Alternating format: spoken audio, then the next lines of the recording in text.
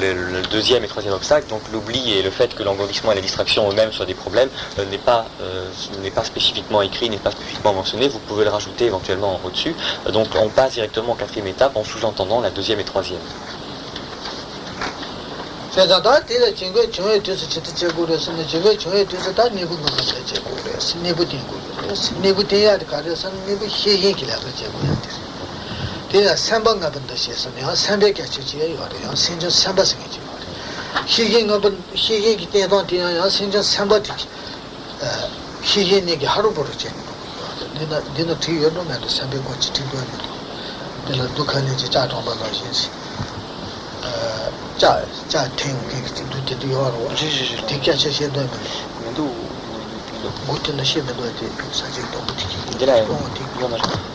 Lorsque l'on va donc parler de cette quatrième étape, ce qu'il convient de faire lorsque l'esprit est sous l'emprise de l'engourdissement et de la distraction, il est clair que pour savoir ce qu'il faut faire, il faut avant tout identifier ce que c'est que la distraction et ce que c'est que l'engourdissement, savoir exactement sur le plan mental à quel processus ça correspond. Ça, c'est ce qui est détaillé dans toute la deuxième partie de cette page 6.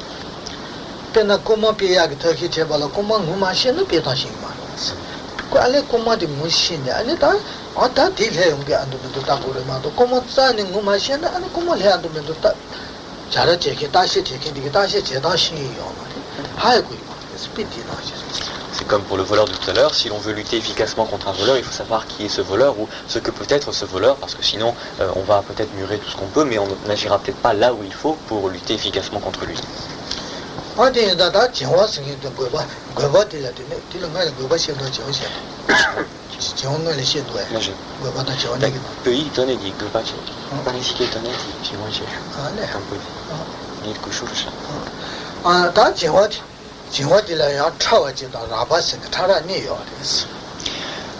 Parlons donc de l'engourdissement avant tout. Il faut savoir qu'il y a deux types d'engourdissement. Un engourdissement qu'on appelle grossier et un qu'on appelle subtil.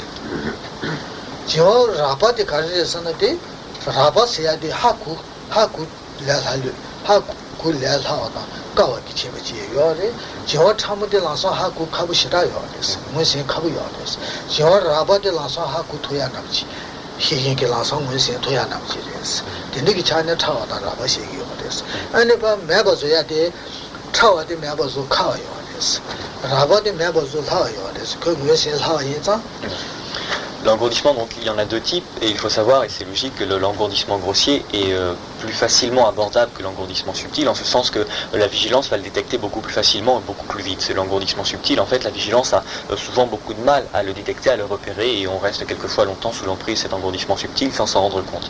Par contre, l'avantage, la différence aussi notable, c'est que l'engourdissement grossier est beaucoup plus facile à éliminer, puisqu'il est beaucoup plus facile à identifier, alors que l'engourdissement subtil est beaucoup plus délicat à éliminer, parce qu'on aura plus de mal à le juger, à le jauger exactement.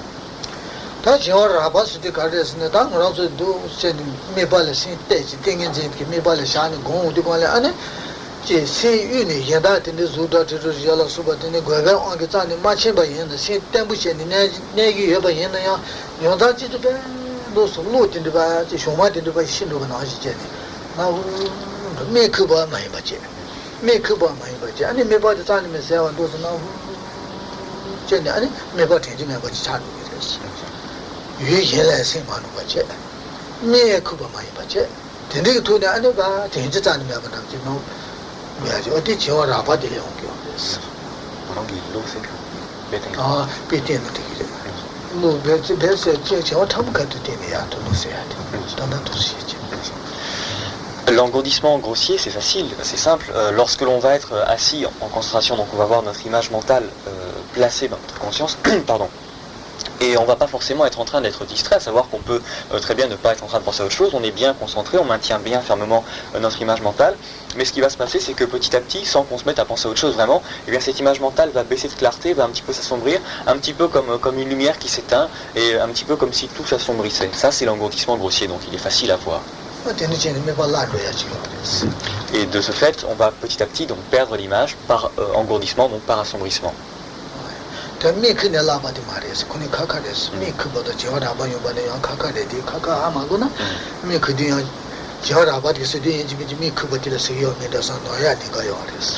Ne vous y trompez pas, c'est pas un endormissement qui se passe. S'endormir et être engourdi, c'est pas la même chose. Donc on peut très bien avoir un engourdissement mental en étant tout à fait conscient, c'est pas le même phénomène.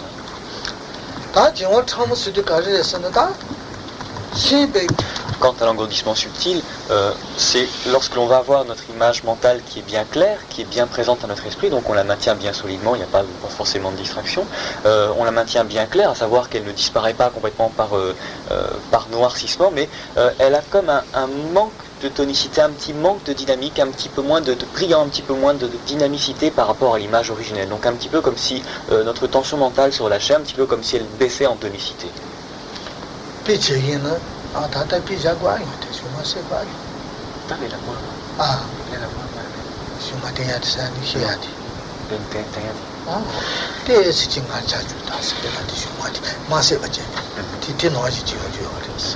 Pour vous donner un exemple, c'est un petit peu comme quand on baisse, démonstration par l'exemple, un petit peu la lampe, s'il te plaît.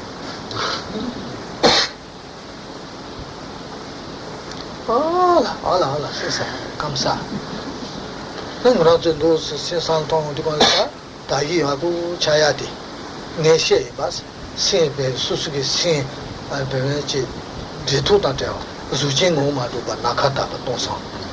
Déjà, j'ai déjà gagné un Maduba, c'est un Nemoshavata. Oh, that in the Gitanse, because Chadayade, the message is on the Jason, other she on top of changing. Si vous vous en souvenez, donc on avait décrit l'état d'esprit dans lequel on était comme étant une sensation qui correspondait un petit peu à un espace vide, un espace dans lequel il n'y aurait rien, mais qui serait en lui-même clair, donc un espace clair et vide dans lequel il y aurait donc cette sorte de flottement. Et lorsque cette sensation, cette pensée s'assombrit un petit peu comme on vient de le donner ici, c'est ce qui se passe lorsque l'on parle d'engourdissement subtil.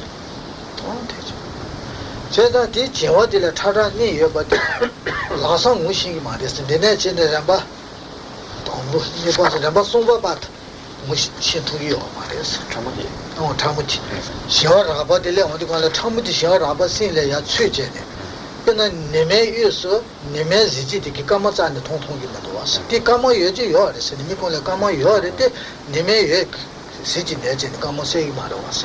Piti noji shao rabo hajang shu chibe ka dile shao tam ngoya yo mares. Te meba yinzan de no de rabo tombo nibo ne la rehon tsu yo mares.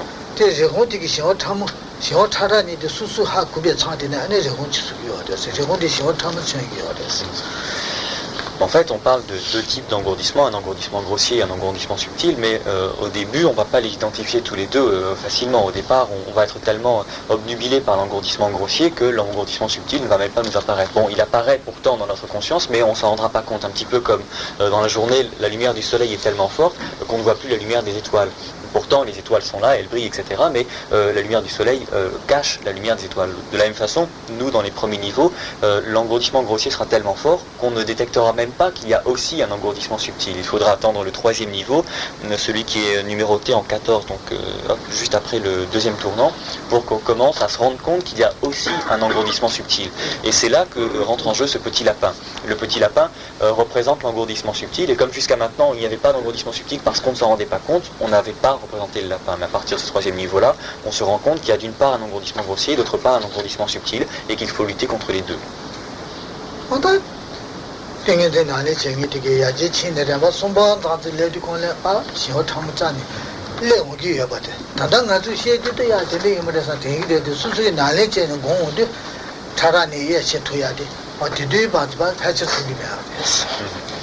Donc là, c'est quelque chose que l'on décrit. Peut-être vous pouvez vous dire, ah oui, hein, l'engourdissement subtil, ça doit être quelque chose comme ça, etc. Mais jusqu'à ce que vous ayez atteint ce troisième niveau véritablement par votre pratique, il est difficile que mentalement vous fassiez exactement la distinction. Puis en soit, au fur et à mesure que l'on monte, l'éléphant devient de plus en plus blanc et de moins en moins noir, et le fait que sa couleur noire diminue, ça symbolise le fait que petit à petit, on commence à avoir une emprise de plus en plus grande sur cette distraction et cet engourdissement, et donc le fait qu'il devienne blanc de plus en plus symbolise le fait qu'on se libère petit à petit de plus en plus de cet engourdissement et de cette distraction grossier comme subtile.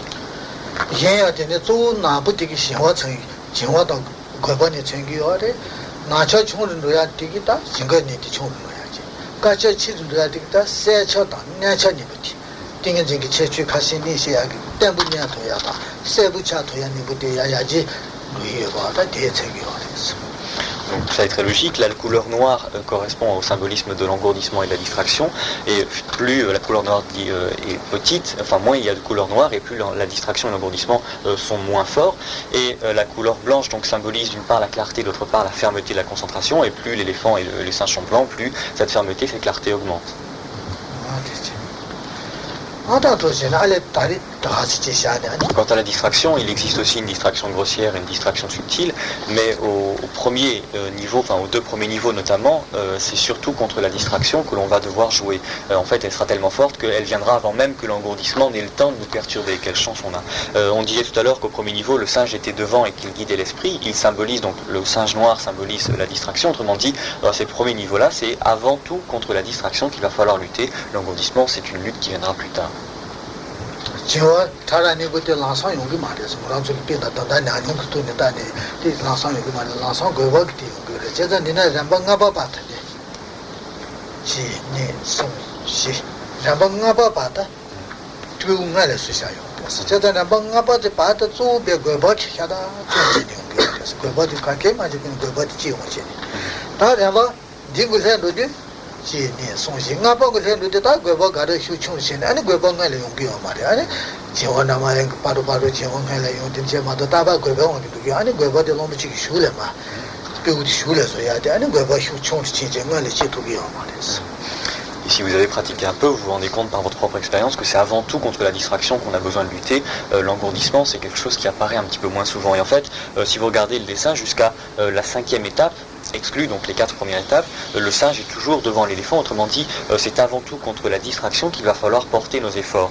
À partir du 5e stade, après des efforts donc continus, on va finir par avoir une action un petit peu efficace contre cette distraction, et ça va être soit l'engourdissement, soit la distraction qui vont nous perturber, mais ce ne sera pas avant tout la distraction comme ça l'était jusqu'à présent.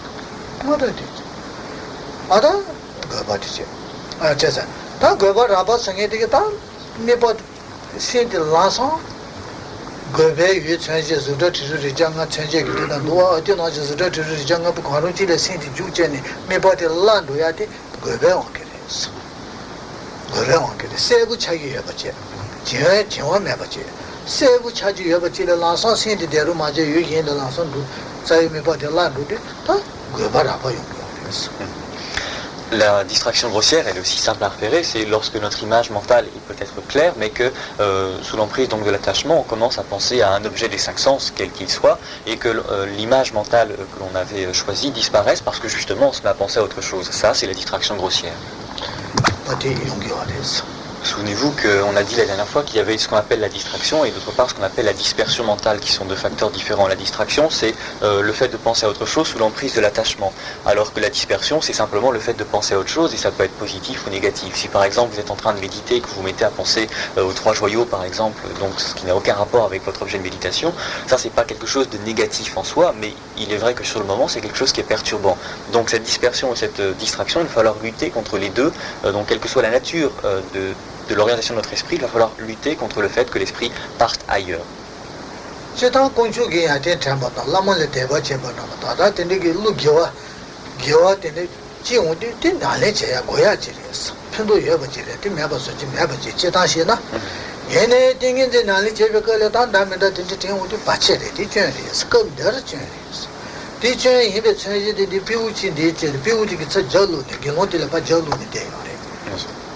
카티팔로제네 절로야 디 비우티기 토아티 천체네 겨울에 투에 생기에 메벌로 투에 토아티 천체네 다그 gelontil에 절로야 절니야 디 카마로야 디 가데스나 다 gelon티기 띵인제 공백깔에 쿠천 제기여 같이 천기여 그랬어 그 카마로제 절로야 디 다요 그 인디네 힌두지 라발레네 힌두지레 요래 그 가데스나 제다 힌두 성에데 롱줘야 그저저 야부지레 디에다 제다 초와 생에데 게메발라 신투에 초와데 제다 수수기 랑기 때다 예제 때기 데벨레 야기 데벨레 토야기 편도 여버지레스야래 괜히 진 데벨레 야기 편도 여버지 인세야 천제래 사야기 힌도지레기요 그래서 디제다 같이 메제다 편도 여버인스 얘네 길롱레 잘로야 되기 건들 같이 있으디 건들 대방고세야 천제레스 Entendons-nous bien, cette dispersion mentale, c'est pas quelque chose qui est négatif en soi. Le fait de se mettre à penser aux trois joyaux ou aux qualités des trois joyaux ou à son lama, etc., c'est quelque chose de positif, c'est quelque chose qui est facteur de mérite et de karma positif, et c'est quelque chose que l'on recherche, qui devrait apparaître dans une pratique. Mais il n'empêche qu'au moment où l'on pratique la méditation, la pacification stable, c'est quelque chose qui nous gêne parce que ce n'est pas l'objet, ce n'est pas le moment ni le lieu pour ça. Mais comme c'est positif de façon générale, on ne va pas chercher à éliminer cette dispersion mentale, on va simplement chercher à l'écarter pendant le temps de la méditation. Et vous remarquez que sur le dessin, le petit singe tourne toujours le dos au moine, donc il n'est jamais en face de lui, il est toujours tourné de dos par rapport au moine. En fait, ce singe lui-même symbolise la dispersion mentale, et le fait qu'il soit noir symbolise la distraction, donc ce sont deux choses différentes.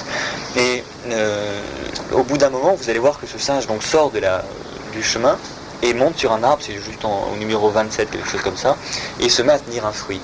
Ça veut dire que cette dispersion mentale, donc ce fait que l'esprit soit mobile, puisse passer d'un objet à l'autre, c'est pas quelque chose qui est négatif en soi, c'est quelque chose qui est porteur de fruits. Et dans une pratique, le fait d'être capable de penser aux qualités de son lama ou aux qualités des trois joyaux, c'est quelque chose qui est très positif, c'est quelque chose qui est porteur de fruits. Mais ce singe tourne le dos au moine pour dire, pendant le temps de la pacification stable, ce quelque chose de positif est quand même gênant, donc il convient de l'écarter.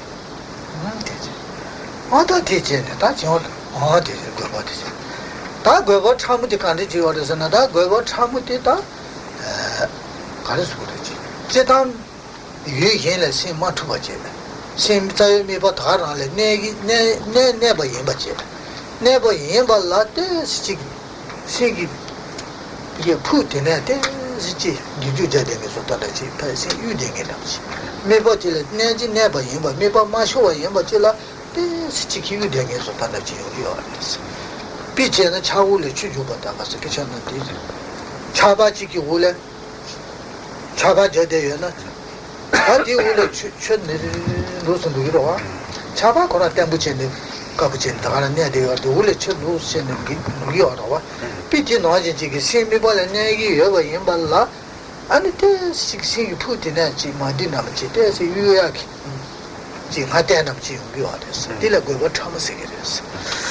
Lorsque l'esprit est affecté par la distraction subtile, là l'objet est maintenu à peu près fermement, il ne disparaît pas franchement parce qu'on se met à penser à autre chose, il reste là, mais il est comme instable, un petit peu comme s'il était légèrement sur le point de bouger, sur le point de partir, comme s'il n'était pas vraiment fermement ancré dans notre mental.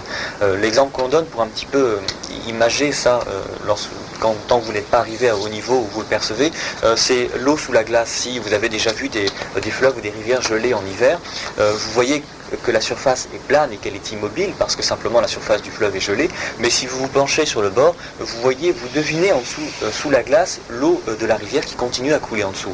Donc en surface ça a l'air d'être stable, mais vous devinez qu'il y a comme un petit peu quelque chose qui bouge, comme si la rivière en elle-même n'était pas complètement figée. Là c'est la même chose, l'image mentale elle est maintenue effectivement, mais elle n'est pas fermement ancrée, un petit peu comme si elle était vibrante ou sur le point de partir ou sur le point de disparaître, quelque chose comme ça. Ça c'est la distraction subtile. 아다 다리 너무 진짜 저도 사서 아주 공대하지 되고 그래 아니 저는 좀 지ting인데 나는 제 되게 좀 매치는 여기에는 안다다 셔야 그게 빈다면다 돈에 먹고도 돼야 마음이 돼요 그래서 아니 야우지 신이 됐어 네 마음을 그 팀어지네 지금 사는 차송 신토야 너무 그랬어 아니 마기 넘버지 대봐 얘네 되게 제가 가고 얘네 배배 인자데 야우시라데 안도 됐으마 창상시에 마사바도 매주 후배는 아니 나는 제기 있는 면을 거기 해야지 창상하고 시행하게 됐어. On va s'arrêter là pour ce soir parce qu'il nous faudrait méditer un petit peu et on a beaucoup parlé. Si vous revenez régulièrement donc d'ici le mois de juin, il y a encore plein d'autres exemples que nous allons donner qui vous permettront d'un petit peu mieux saisir ces notions-là parce que pour que votre connaissance soit sûre et qu'elle soit ferme, il importe pas simplement d'entendre une fois une chose, mais d'entendre de nombreuses fois des points de vue différents sur le même élément, de façon à avoir une certitude dans votre connaissance qui vous permette de savoir exactement où vous allez. Si vous venez simplement une ou deux fois, bon, peut-être que vous l'aurez entendu, mais lorsque le problème se présentera, ce ne sera pas forcément très clair, parce que justement, vous n'aurez pas une certitude de votre connaissance, mais simplement une approche intellectuelle. Et par des exemples divers, on arrive à faire un peu le tour de la question, et c'est pour ça qu'on donnera d'autres exemples d'ici le mois de juin. vous arrivez au moment où vous n'êtes plus en train de vous dire il faut que je vais peut-être acquérir telle ou telle qualité, ou alors il faut que je pense à lutter contre tel ou tel obstacle, ou alors vous dire dans la pratique je vais réussir à atteindre l'état de Bouddha. Donc vous n'avez plus du tout aucune de ces pensées-là, mais que vous n'avez plus simplement que l'esprit dans sa nature lui-même, alors vous avez atteint le stade, l'état d'esprit dans lequel il faut être. Et il faut essayer de garder cet état d'esprit le plus longtemps possible.